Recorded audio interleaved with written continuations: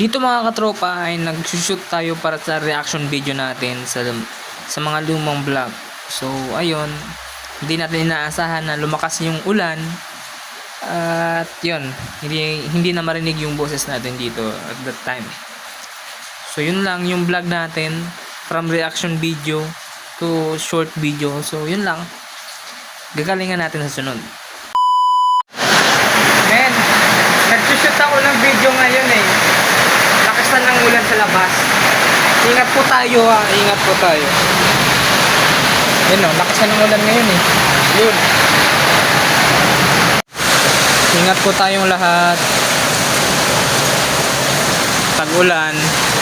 Yan yung McDonald's. So yun mga katropa, hanggang dito na lang yung video natin, no. Naputol. So galingan pa natin sa sunod.